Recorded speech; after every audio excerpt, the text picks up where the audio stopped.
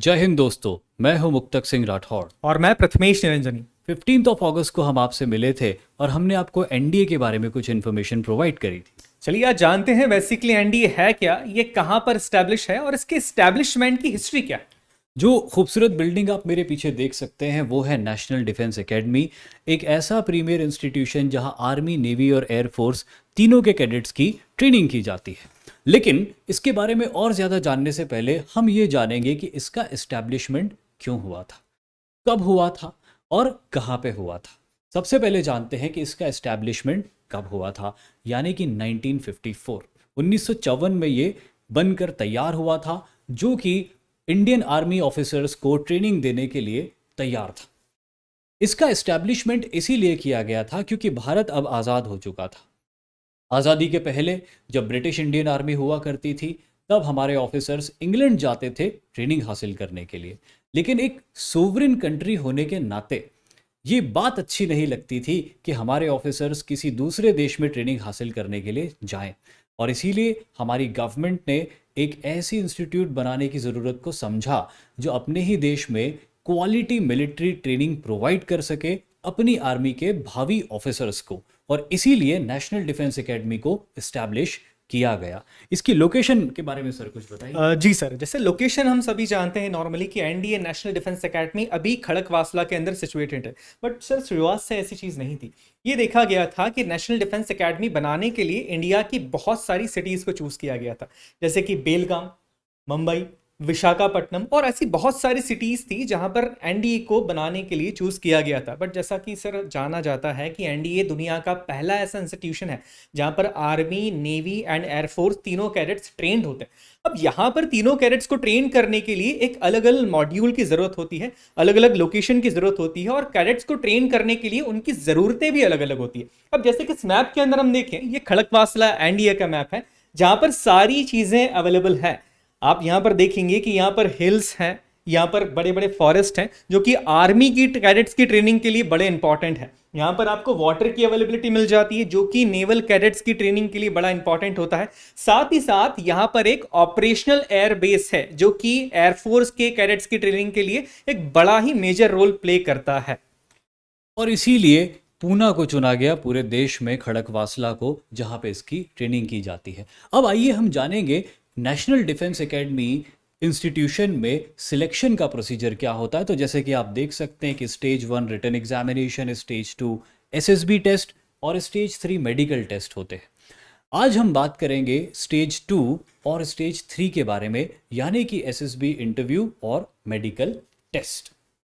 सबसे पहले हम बात करते हैं कि एसएसबी क्या है और इसकी ज़रूरत क्यों पड़ती है। एसएसबी का फुल फॉर्म जैसे कि सभी लोग जानते हैं सर्विसेज सिलेक्शन बोर्ड होता है।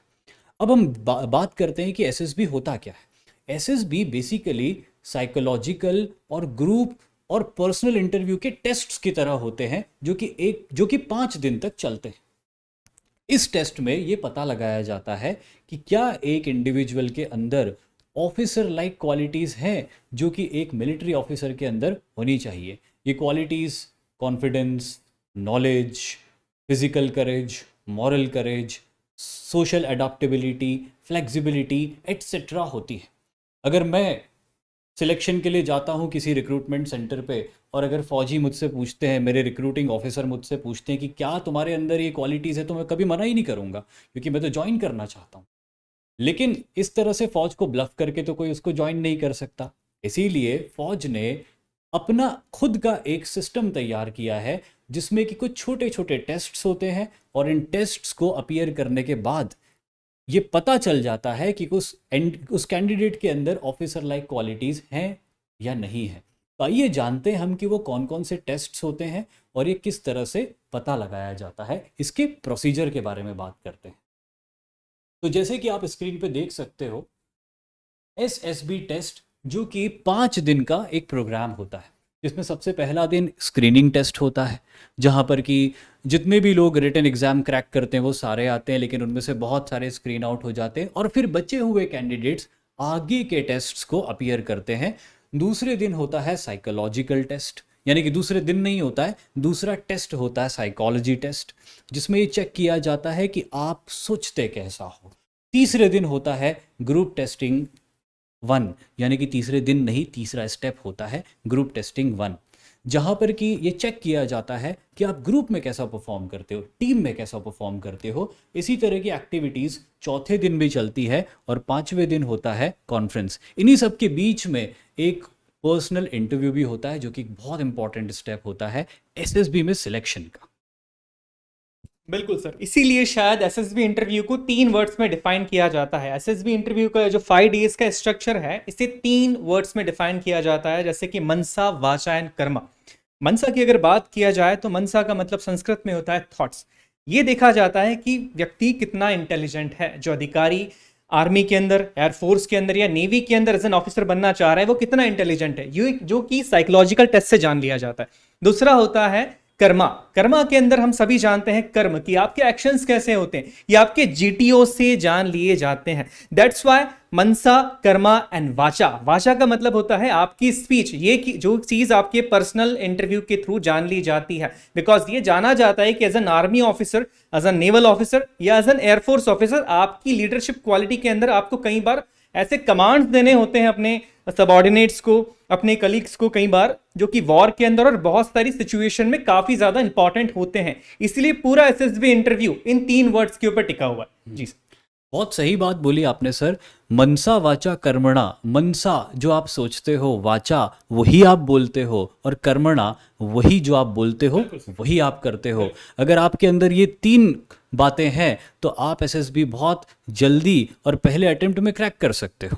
लेकिन आपको ये समझना पड़ेगा, मनसा वाचा कर्मणा, जो सोचो वही बोलो और जो बोलो वही करो। अब हम देखते हैं साइकोलॉजिकल टेस्ट के बारे में। सर, इसके बारे में कुछ इन्फॉर्मेशन दीजिए। बिल्कुल सर, जैसे कि हमने बात करी है मनसा कि आपकी थॉट क्या होती है, तो साइकोलॉजिकल टेस्ट उसी चीज को चेक करने का एक प्रोसेस होता है। इसमें कई सारे टेस्ट लिए जाते हैं, जैसे टीएटी की बात की जाती है, वर्ड एसोसिएशन टेस्ट होता है, सिचुएशन रिएक्शन टेस्ट होता है, सेल्फ डिस्क्रिप्शन टेस्ट होता है। ऐसे कई सारे टेस्ट होते हैं। जैसे कि सर अगर अब वर्ड एसोसिएशन टेस्ट की बात की जाए तो यहां पर कैंडिडेट को कुछ वर्ड्स दिए जाते हैं और उन वर्ड्स के ऊपर कैंडिडेट को एक सेंटेंस फ्रेम करना होता है। ये काफी सारे वर्ड्स यहाँ पर दिए जाते हैं नॉर्मली, और यहाँ पर ये चेक किया जाता है कि जो कैंडिडेट एनडीए पास आउट करके एसएसबी के लिए आए हैं, वो प्रेशर की सिचुएशन के अंदर या किसी भी सिचुएशन में कैसा रिएक्ट करते हैं। ये उनकी साइकोलॉजी को चेक करने का एक तरीका होता है। दूसरे टेस्ट की बात करें, सिचुएशन रिएक्शन टेस्ट, यहां पर बेसिकली कैंडिडेट्स को जनरल लाइफ की ऐसी सिचुएशंस दी जाती है और ये जानने की कोशिश की जाती है कि इन सिचुएशन के अंदर वो किस तरीके से रिएक्ट करेंगे। जैसा कि हम सभी जानते हैं, as an army officer, air force या नेवल ऑफिसर, आपके ऊपर हमेशा एक प्रेशर बना होता है। आपको उस प्रेशर के अंदर काम करने की इंटेलिजेंसी उस व्यक्ति के अंदर होनी चाहती है, तभी आप अधिकारी कहलाते हैं। जैसा कि कहा जाता है कि आप ऑफिसर तब है जब आपका मन के ऊपर अपने नियंत्रण है, क्योंकि वहां पर आगे जाके आपको दूसरों के ऊपर नियंत्रण रखना है। जी सर। इसके बाद मैं आपको बताऊंगा अगला स्टेप, जिसको हम बोलते हैं ग्रुप टेस्टिंग एक्सरसाइजेस। देखिए, आर्मी, नेवी या एयरफोर्स, यहाँ पर जब भी ऑपरेशंस होते हैं, जब भी कोई मिशंस होते हैं, तो इंडिविजुअल हीरोइज्म से नहीं होते हैं। यहाँ जो भी होता है टीम में होता है। और इसीलिए जानना बहुत ज़रूरी होता है कि जो एस्पायरेंट टेस्ट के लिए आया है, क्या वो एक अच्छा टीम मेंबर बन सकता है, क्या वो एक टीम के अंदर इजीली जेल हो सकता है, और क्या वो टीम में रहकर टीम को मोटिवेट कर सकता है। और यही जानने के लिए ये टेस्ट ऑर्गेनाइज होते हैं, जिन्हें ग्रुप टेस्ट्स कहा जाता है।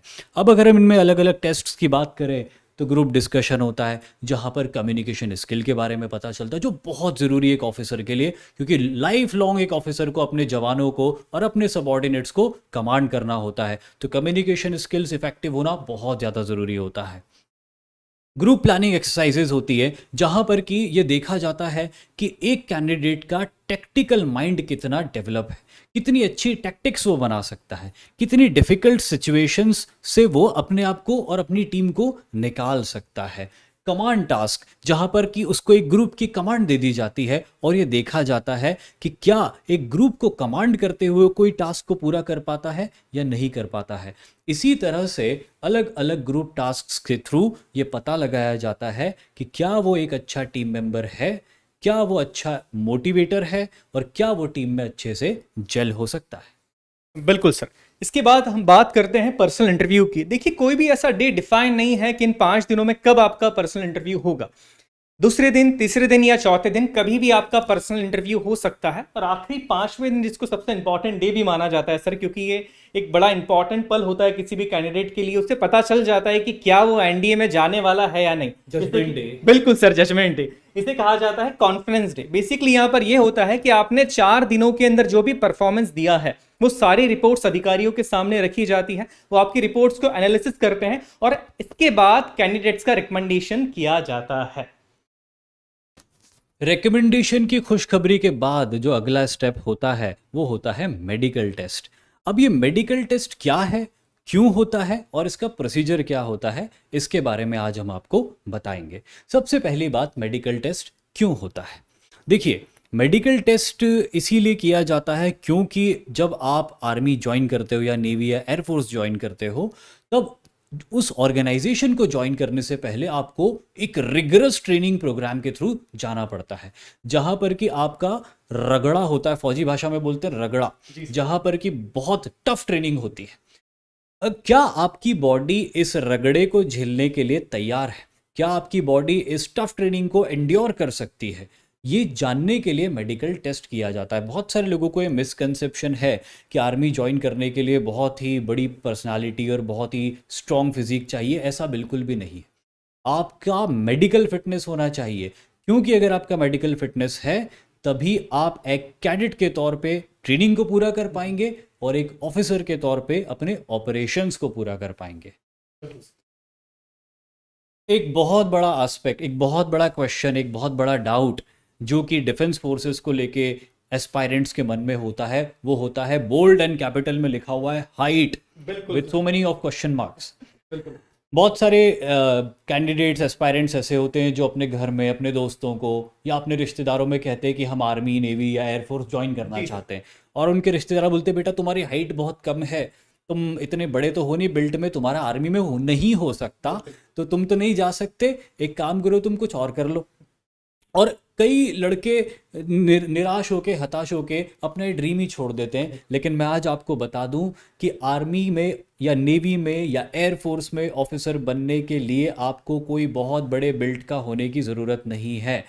अगर आप एक शॉर्ट मीडियम हाइट के भी हैं तो आप आर्मी, नेवी या एयरफोर्स में ऑफिसर बन सकते हैं, जो कि लगभग 157.5 सेंटीमीटर्स की रिक्वायरमेंट होती है हाइट की। अगर हम फुट में बात करें तो लगभग 5 फुट 3 इंच के लगभग की हाइट होती है। अगर आप 5 फुट 3 इंच के लगभग भी हैं, यू कैन ट्राई, आप जा सकते हैं, आपका सिलेक्शन हो जाएगा। आपको मेडिकल फिटनेस होना बहुत ज़रूरी है।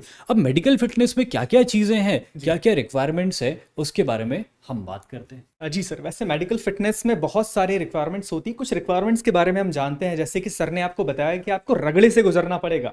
इस रगड़े को सहने के लिए आपका बॉडी का एटलीस्ट फिट होना ज़रूरी है। अब जैसे यहाँ पर एक प्रॉब्लम हम देख रहे हैं, नॉग नीज की प्रॉब्लम। नेवी की ट्रेनिंग आप कीजिए, आर्मी की कीजिए, एयरफोर्स की कीजिए, आप किसी भी ट्रेनिंग के अंदर रनिंग आपका एक इंपॉर्टेंट पार्ट होता है। बट अगर आपको ये प्रॉब्लम है तो इस प्रॉब्लम के साथ आपको दौड़ने में काफ़ी परेशानियां होती है। सो दैट्स वाई मेडिकली अगर आपको नॉकिंग नीज है तो आपको एनडीए में एडमिशन नहीं मिल सकता है। सेकंड चीज़, अगर हम बात करें फ्लैट फुट की बात करें, ये देखा जाता है कि फ्लैट फुट वाले लोगों को जंप करने में बड़ी मुश्किल होती है। उनको दौड़ने में तो प्रॉब्लम होता ही है, साथ ही साथ वो जंप नहीं कर सकते हैं। जैसा हम सभी जानते हैं, एनडीए की ट्रेनिंग बड़ी रेगरस ट्रेनिंग होती है, जहां पर आपकी फिटनेस का लेवल अप होना बहुत ज़्यादा ज़रूरी होता है। तो यहाँ पर आपको बहुत सारे ऑब्स्टिकल से भी गुजरना होता है, तो आपके फ्लैट फुट की प्रॉब्लम भी आपके साथ नहीं होना चाहिए। तीसरी अगर हम बात करें, ये प्रॉब्लम होती है कैरिंग एंगल की प्रॉब्लम जो होती है। ये माना जाता है और हम सभी भी नॉर्मली जानते हैं कि किसी भी फोर्स में आप जाइए, आपको वेपन तो ज़रूर चलाना है, और किसी भी वेपन को चलाने के लिए आपको अपने मजबूत हाथों की जरूरत होती है।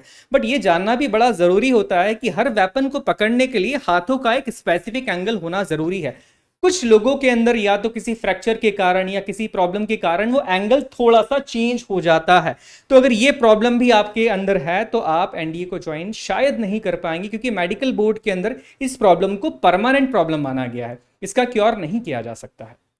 लेकिन ज़्यादातर कैंडिडेट्स जो होते हैं उनको ये प्रॉब्लम नहीं होती, ये बहुत रेयर केसेस होते हैं। आप खुद ही चेक कर सकते हैं, आप स्क्रीन पे देख सकते हैं कि आपके घुटने इस तरह से चिपकते नहीं चिपकते, यानी कि आप फिट हो। क्या आप अपने पाँव गीले करके किसी सरफेस पे रख के देखो, अगर ये वाला इम्प्रिंट आता है तो आप फिट हो। और आप अपने हाथों को सीधा रख के देख लो कि क्या आपके हाथ बहुत ज़्यादा मुड़ते नहीं मुड़ते। अगर आप सर्वे करोगे तो 95% लोगों के साथ में ये प्रॉब्लम्स नहीं होती है। तो most of you are very fit for joining arm forces, so don't worry about it. वो मेडिकल बोर्ड डिसाइड करेगा। हालांकि ये क्या प्रॉब्लम्स होती वो मैंने आपके साथ डिस्कस करी, लेकिन इसके साथ दो और इम्पॉर्टेंट टेस्ट होते हैं जो कलर ब्लाइंडनेस टेस्ट और नॉर्मल हियरिंग टेस्ट होता है दोनों कानों से। देखिए, कलर ब्लाइंडनेस टेस्ट बहुत इंपॉर्टेंट टेस्ट होता है, क्योंकि चाहे आप आर्मी, नेवी या एयरफोर्स किसी भी फोर्सेस में हो, आपको अपने दुश्मन के साथ में मुकाबला करना होता है। दुश्मन आपके सामने नहीं होता है, छुप के बैठा होता है, कहीं झाड़ियों में छुप के बैठा है, या आप एयरफोर्स में हैं तो आप फाइटर प्लेन से फ्लाई कर रहे हैं, नीचे कहीं दुश्मन की पोजीशंस बनी हुई है कैमोफ्लॉज्ड, और या फिर आप नेवी में हैं, सेल कर रहे हैं, दूर दुश्मन की कोई सबमरीन या कोई शिप जा रहा है। ऐसे में अगर आपको कलर ब्लाइंडनेस की प्रॉब्लम है तो आप कैमोफ्लॉग्ड चीज़ों को देख नहीं पाएंगे, स्पॉट नहीं कर पाएंगे। तो या तो आप निशाना चूक जाएंगे या खुद निशाना बन जाएंगे। इसीलिए मेडिकल फिटनेस में कलर ब्लाइंडनेस का बड़ा इंपॉर्टेंट रोल होता है। और ये भी जैसे कि मैंने बताया कि ये कोई बहुत कॉमन चीज़ नहीं है, बहुत रेयरली होता है कि कोई कलर ब्लाइंड होता है। And same goes with hearing capabilities and ability. दोनों कान से आपको अच्छा सुनाई देना चाहिए, जो वो अपने टेस्ट के थ्रू पता लगा लेते हैं। और ये भी रेयर होता है कि कोई किसी के कान खराब हो या कोई एक कान से ठीक से नहीं सुन पाता हो। Most of us are medically fit. Medical test के अंदर रिजेक्शन रेट्स जो होते हैं वो ठीक ठाक होते हैं, बहुत ज़्यादा भी नहीं होते, बहुत कम भी नहीं होते, लेकिन ज़्यादातर कैंडिडेट्स जो होते हैं वो मेडिकली फिट होते हैं। बिल्कुल सर। और मेडिकल टेस्ट पास करने के बाद आप अपनी एनडीए की ट्रेनिंग के लिए तैयार हो जाइए। आपका जो सपना है एनडीए ज्वाइन करने का वो यहाँ पर पूरा हो जाता है। थैंक यू वेरी मच हमारे साथ रहने के लिए। जय हिंद दोस्तों। जय भारत।